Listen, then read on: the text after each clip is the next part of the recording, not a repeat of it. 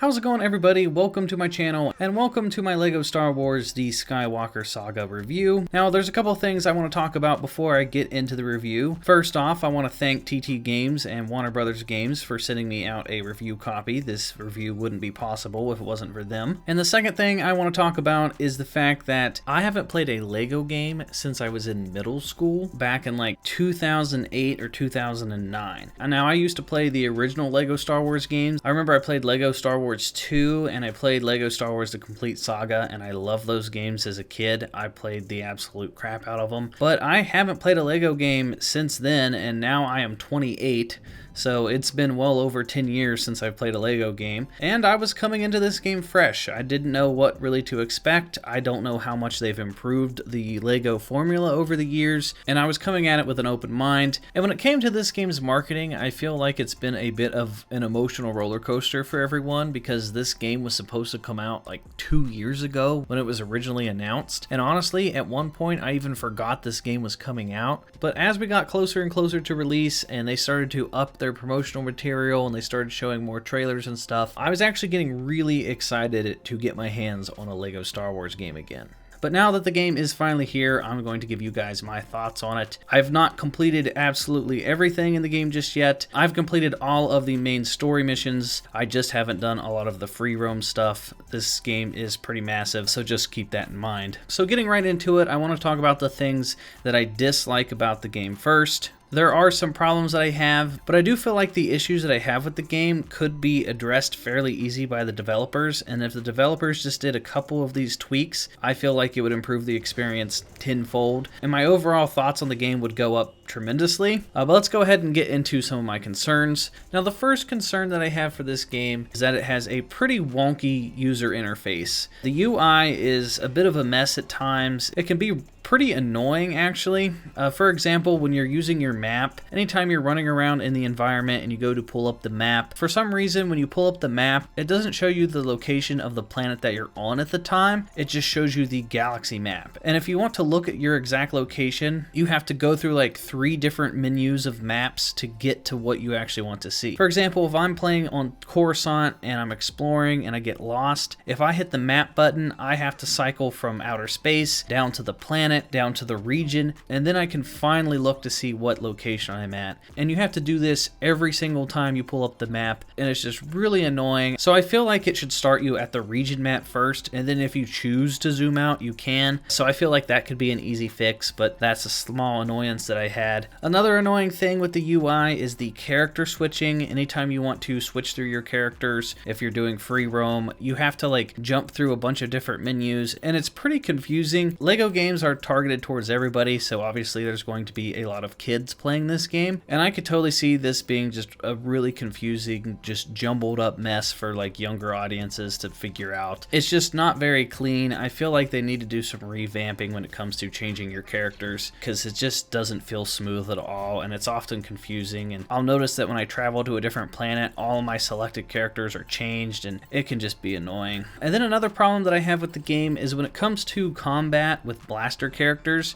you're supposed to be able to zoom in with the left trigger, and then obviously the right trigger is what you use to shoot. But in this game, for some reason, anytime you hit right trigger, it will just automatically zoom in for you when you're fighting. So anytime you're using a blaster character, you're always in this constant zoomed in state. You can never fight from a zoomed out third person perspective. You're always too far zoomed in. So anytime you're trying to like complete a puzzle or shoot just different things in the environment, you're always going to be too zoomed in, and that's a bit annoying. If the developers fix the camera angle and make it so left trigger actually zooms you in and the fire button doesn't automatically zoom you in, I think that would make a lot of the combat a lot more fun and a lot less annoying.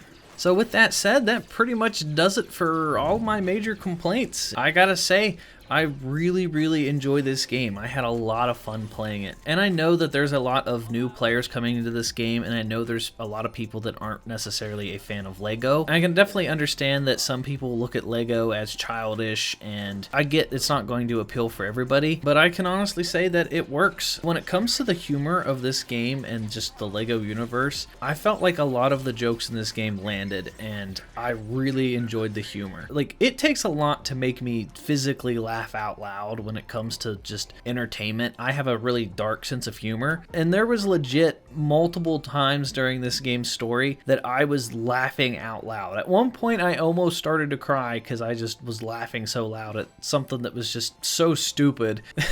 I think they really nailed it with the humor in this game. And, you know, it's a Star Wars game. If you guys are a fan of previous LEGO games, I think you're going to absolutely love this game. Comparing it to the other LEGO games I played in the past, this is everything that a LEGO Star Wars fan could dream of and more. There is just so much content to do here. I saw a lot of people were complaining on Reddit that they were worried that this game is going to be too short, and I can confirm that this game, it's definitely not short. There is so much stuff to do. Now, if you sit down and you speed run the story mode and you don't focus on combat, like you can skip most of the combat in this game. So if you speed run it, you skip the combat, you don't do any exploring, and you skip all the cutscenes, then you can probably beat each episode in probably about an hour would be my guess. But if you take your time, you do some exploring, you do some side quests, you fight most of the enemies, and you take your time with each episode, you're probably looking at about an hour and 15 to maybe an hour and 45 minutes to 2 hours per episode. There's a lot of free roam missions sprinkled in between the main missions in this game, and I feel like the free roam stuff is what's going to take up a lot of people's time in this game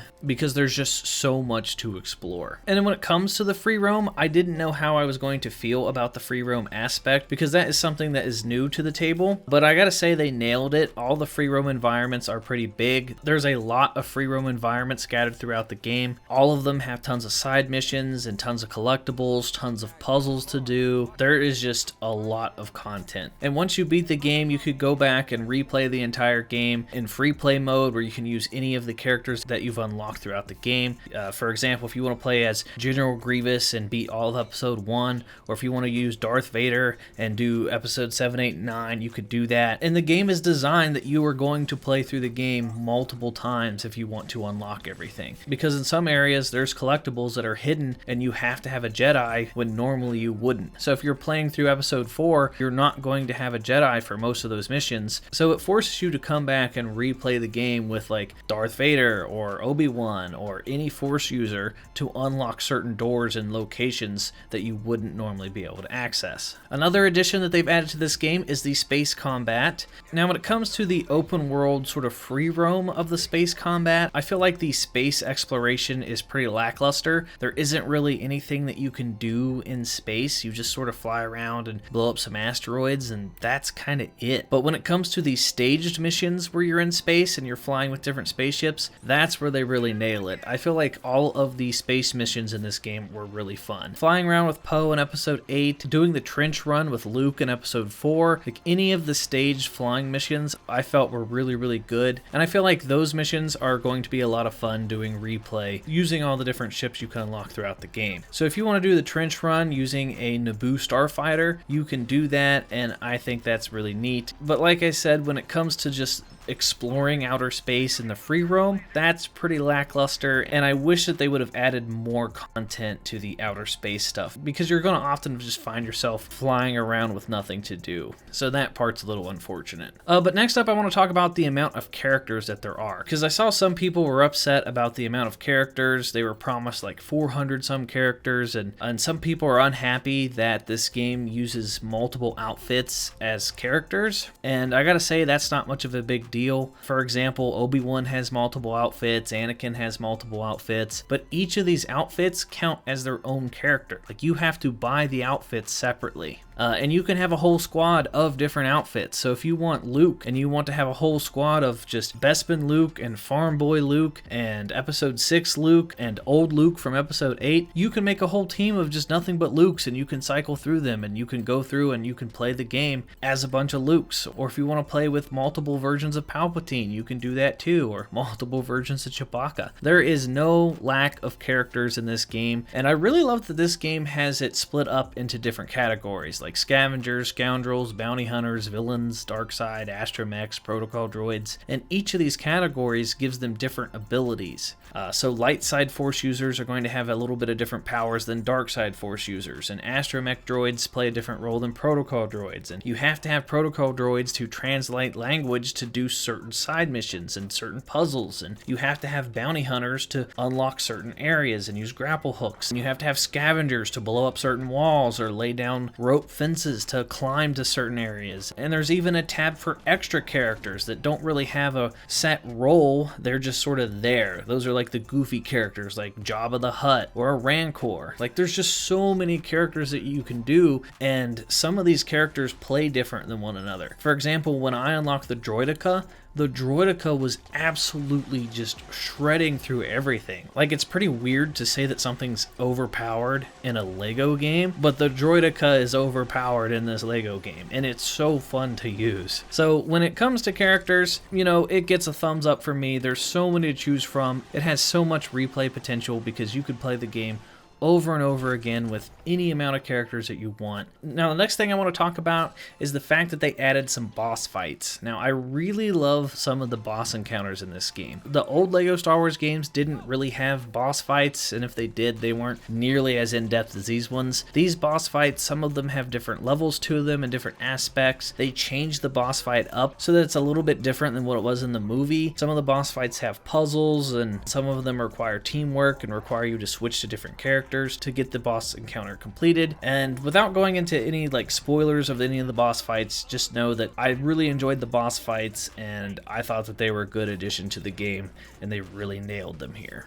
So to basically just summarize this game, I think this game has a lot of content. The free roam is fun to do. The story is really fun. It's a decent amount of length. It's got a lot of replay value. The free roam stuff has even more content and adds even more time to the game. My only complaints are some slight user interface issues like the map and being too zoomed in when you're playing as a blaster hero and stuff. And I feel like those problems could be addressed fairly easy in a patch or something. So basically, if you are a fan of a Lego Star Wars game, and if you've been excited for this game, you're going to love it. I mean, I think it's awesome. If you're new to Lego games and you're just a fan of Star Wars, I think you're going to like this as well. I think it's fun for everybody. Oh, and before I go, one thing I wish that they added was the ability to play with friends online. They do have the option to play split screen co-op. So if you have another controller, you can play with a friend in person, but I don't know why there's no online multiplayer. Like, I would love to play this with my friends, and that would add a whole new aspect to this game and would make it even better than what it is right now. So if it's at all possible, please add an online multiplayer option to this game. So many people would use it, and it would make this game go from amazing to like god tier just by doing that. Please let us play with our friends. But yeah, that's going to do it for this review, guys. Let me know what you guys think down in the comment section down below. If you guys are new here, hit that subscribe button, hit the bell for notifications. There's going to be a lot of Lego Star Wars videos coming out here in the future, and that is going to do it for me, everyone, and I will talk to you all in the next video.